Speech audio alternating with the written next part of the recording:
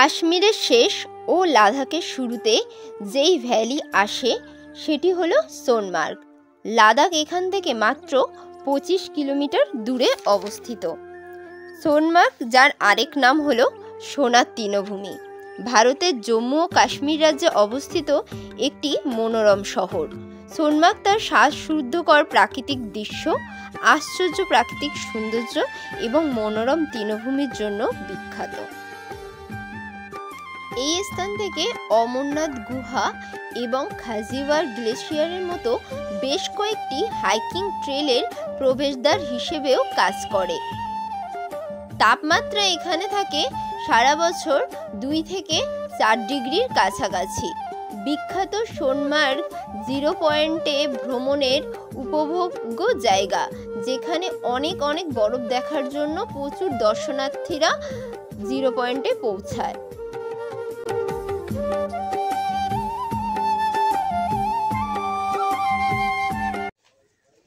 Hello friend, welcome back to my channel Kolkata tourism blog. সবাইকে জানাই good morning from Srinagar. তো আমরা এখন আছি শ্রীনগর, এখান থেকে যাব সোনমার্গে। তো আজকে সোনমার্গে যাওয়ার পুরো জার্নিটা দেখাবো, ওখানে গিয়ে কি করলাম সেটাও তোমাদের সাথে শেয়ার করবো। তো চলো পুরো ব্লগটা দেখতে থাকো। তো আমরা সবাই এই হোটেলটা আছি নিউ টাইম স্টার, এই হলো হোটেল।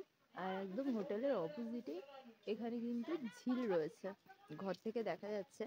এই দিকটা উঁচু বলে এই দিকটা দেখা যাচ্ছে না।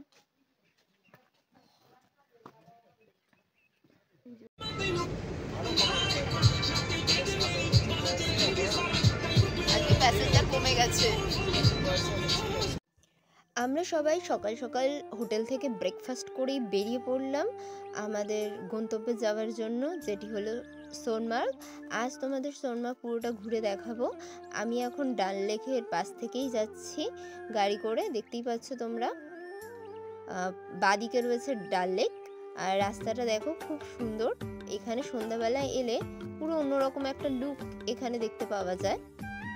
তো এই দেখো ডাল লেকের জলটা দেখো, কতটা জায়গা জুড়ে ডাল লেকটা বিস্তৃত, মানে ঘুরে শেষ করা যাবে না, এতটা জায়গা জুড়ে এখানে ডাল লেকটা অবস্থিত। তো শ্রীনগর থেকে প্রায় 80 কিলোমিটার দূরে সোনমার্গ অবস্থিত। যেতে আমাদের প্রায় লাগবে 4 থেকে 5 ঘন্টা মতো। তো দেখো চারিদিকে সৌন্দর্যটা দেখো, এতটাই সুন্দর। আর চারিদিকে নিরাপত্তা রক্ষীরা রাস্তার ধার থেকে এত পরিমাণে থাকবে, তোমরা নিজেরা খুব সুরক্ষিত অনুভব করবে নিজেদেরকে। রাস্তার পাশে সৌন্দর্য দেখতে দেখতে আমরা সোনমার্গের দিকে যাচ্ছি। তো তোমরাও দেখতে থাকো, সৌন্দর্য অনুভব করতে থাকো।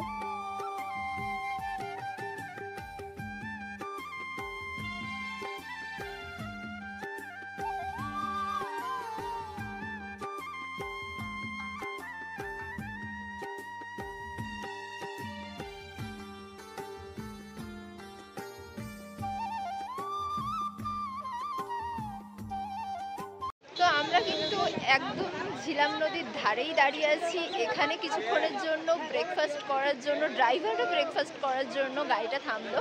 আমরা কিন্তু সকাল সকাল হোটেল থেকে খেয়েই বেরিয়েছি, তো আমাদের খাওয়া দাওয়া কমপ্লিট। তো এখান থেকে আবার জার্নি শুরু হবে। আমাদের শ্রীনগর থেকে সোনমার্গের দিকে নিয়ে যাচ্ছে। যেতে কিন্তু আমাদের হোটেল থেকে প্রায় 4 ঘন্টা মতো টাইম লেগে যাচ্ছে। তো ওই দিকেই আমরা যাচ্ছি, গিয়ে তোমাদের দেখাচ্ছি। তো চলো যাওয়া যাক।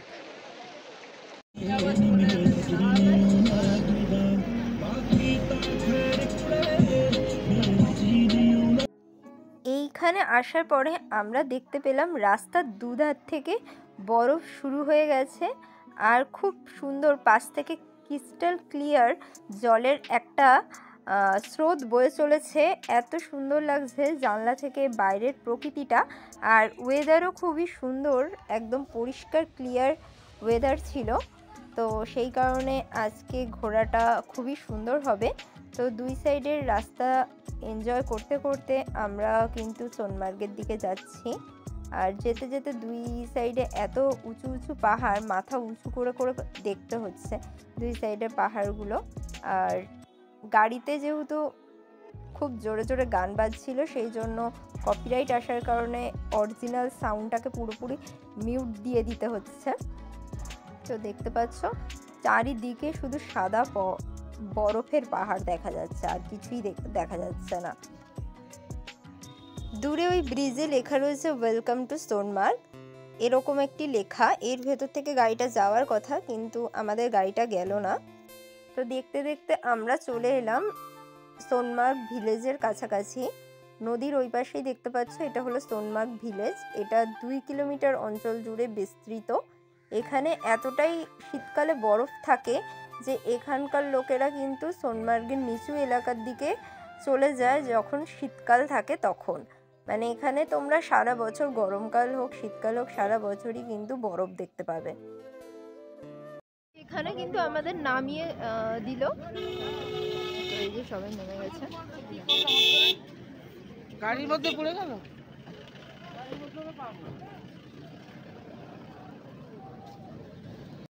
তো আমরা কিন্তু সোনমার্গে চলে এসেছি। এখানে আমাদের গাড়ি থেকে নামিয়ে দিল। এখানে কিন্তু অত বেশি ঠান্ডা নেই, গুলমার্গের থেকে কম ঠান্ডা এখানে রয়েছে। তো চলো সোনমার্গটা তোমাদের ঘুরে দেখাই। আর এখান থেকে কিন্তু লে দেখাচ্ছে 300 কত কিলোমিটার, আর হচ্ছে মানে 350 কিলোমিটার। আর কার্গিল দেখাচ্ছে 150 কিলোমিটার মতো দূরে সোনমার্গ থেকে। আর এই সোনমার্গ থেকে কিন্তু অমরনাথ যাত্রার স্টার্টিং পয়েন্ট।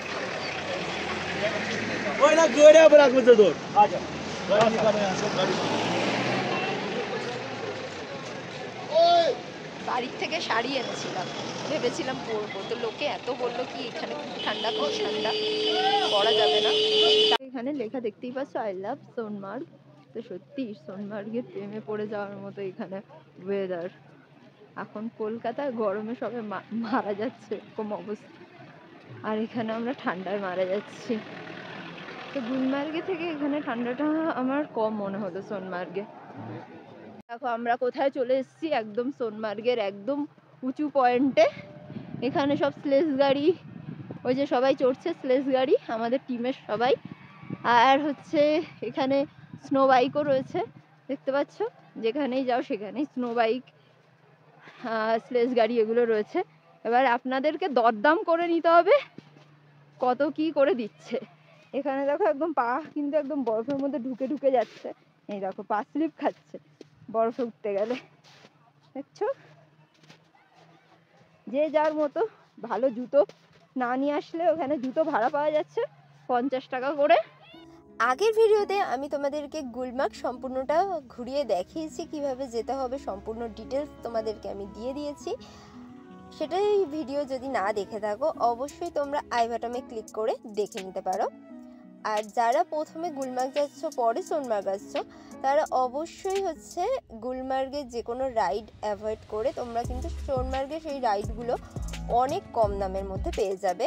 গুলমার্গের তুলনায় অনেক কম দামে সোনমার্গে কিন্তু রাইডগুলো করা যাচ্ছে। আমার মতে এটা মনে হলো, আমি সাজেস্ট করতে পারি যে গুলমার্গে রাইড করার থেকে সোনমার্গে ওই একই রাইডের দাম কিন্তু অনেকটাই কম নিচ্ছে। আমরা দামাদর করে দেখলাম, তাতে আমরা বুঝলাম যতদূর যে সোনমার্গে অনেকটাই কিন্তু কম এখানে। তা এখানে স্নোটাও আমি অনেকটা বেশি দেখতে পেলাম।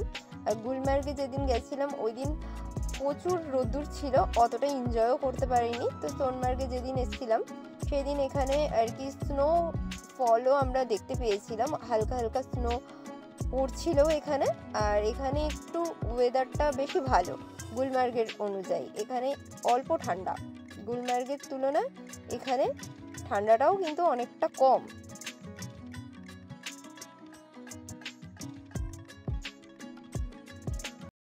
তো দেখতেই পাচ্ছ কত উপরে উঠে গেছি আমরা। তো এখানে কিন্তু প্রচুর হাওয়া দিচ্ছে, আর একটু আগে স্নোফল হচ্ছিল অল্প অল্প, সেটা ক্যামেরায় কিন্তু ধরা যাচ্ছিল না যে স্নোফলটা হচ্ছে, কারণ গুলিগুলিভাবে হচ্ছে, বেশি স্নোফল হলে তাহলেই বোঝা যায়। তো এখানে প্রচুর হাওয়া দিচ্ছে, পেছনে দেখো ইয়েগুলো উঠছে, তাতেই বোঝা যাচ্ছে। দেখো ওগুলো উঠছে, এখানেও দোকান রয়েছে উপরের দিকে, সব জায়গায় গিয়েই দোকান পাওয়া যাচ্ছে।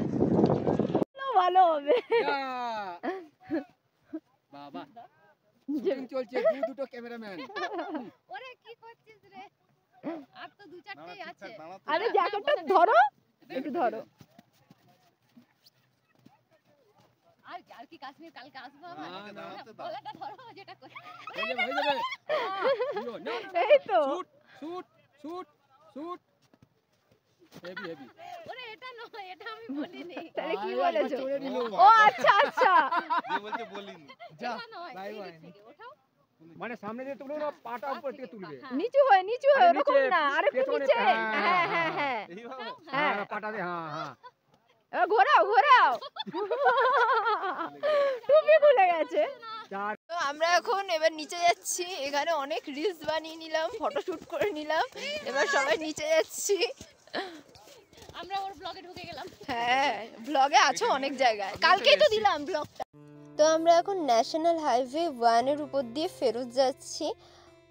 আমরা বেশিক্ষণ থাকতেই পারলাম না, মানে গ্রুপের সাথে আসলে এই এক অসুবিধা, কারণ এখানে সন্ধ্যা হয় অনেক দেরিতে, প্রায় 7টার দিকে এখানে অন্ধকার হয়।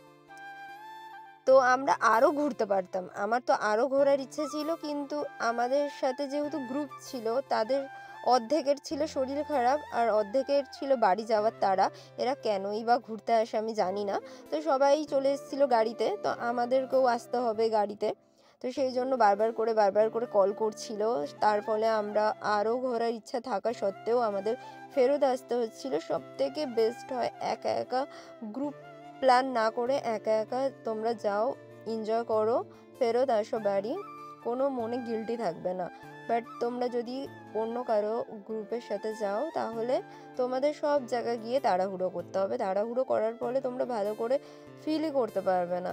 আমার তো মনে হচ্ছিল ওখানে থেকেই যাই, কিন্তু থাকা তো যাবে না, আমাদের তো ফিরতেই হবে আবার।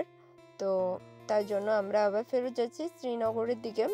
আর এখানে কিন্তু প্রচুর প্রচুর পরিমাণে বরফ পড়ে দুদিকে, মানে এত 15 ফুট 20 ফুট উচ্চতায় বরফ আর কি রাস্তার দুই ধারে জমে থাকে শীতকালের দিকে। আমরা যেহেতু এপ্রিল মাসে এটা এসছি, তো এপ্রিল মাসের ফার্স্ট উইকে এরকম বরফ তোমরা এলে কিন্তু দেখতে পাবে।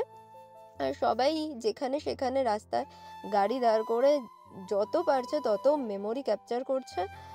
আজকেই ঘোরার আমাদের এটা শেষ দিন, আমাদের এরপরে বাড়ি ফেরত চলে যেতে হবে। আর এই হলো সেই ভেড়ার পাল, যেই কারণে কিন্তু কাশ্মীরের রাস্তায় রাস্তায় জ্যাম লেগে থাকে।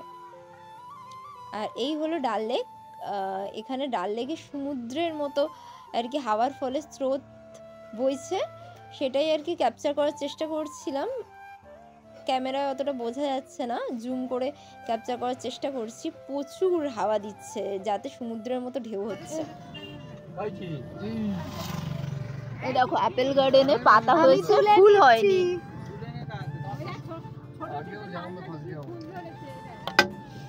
ইমা এই দেখি।